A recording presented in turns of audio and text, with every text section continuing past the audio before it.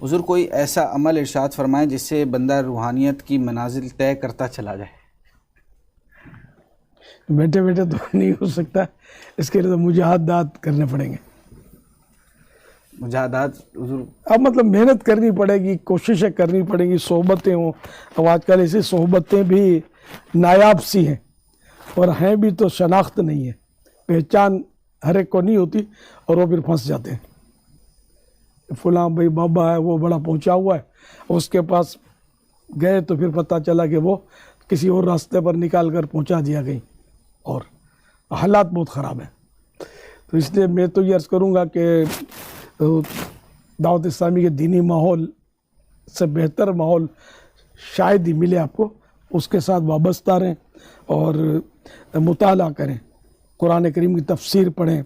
तो सिरातुल जिनान से बेहतर तफसीर इस दौर में शायद मुश्किल मिलेगी उर्दू में, तो इसका मुताला करें। और हदीसों की शुरूहात या दीगर दीनी किताबें जो हैं वो दावत इस्लामी के मकतबतुल मदीना से हासिल करके या इसकी वेबसाइट से डाउनलोड करके मुताला करें, तो इंशाअल्लाह मंजिलें मिलती रहेंगी। इह्या उल उलूम का मुताला करें, मिनहाजुल आबिदीन पढ़ें, क़ुतुल क़ुलूब, सब किताबें तकरीबन काफ़ी किताबें जो मकतबतुल मदीना से मिल जाती हैं।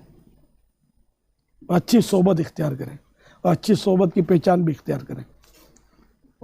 नमाज की पाबंदी करें, दीगर मतलब हराम से बचें, माँ बाप की इताअत करें, गुनाहों भरे माहौल से अपने आप को दूर रखें।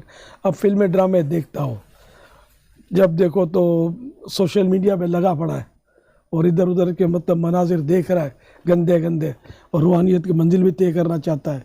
ये कैसे होगा? एक जनरल बात करता हूँ, साहिल ऐसे हैं ये नहीं कह रहा मैं, आमतौर पर यही हो रहा है ना, और रूहानियत की बातें भी कर रहे होते हैं कि हमको गुनाहों से बचना है, नेक बनना है, और वो जेब में सिनेमा घर लेके फिर भी रहे होते हैं, उसमें तरह तरह की फिल्में देख रहे होते हैं। तो ज़ाहिर है कि कुछ पाने के लिए खोना तो पड़ेगा।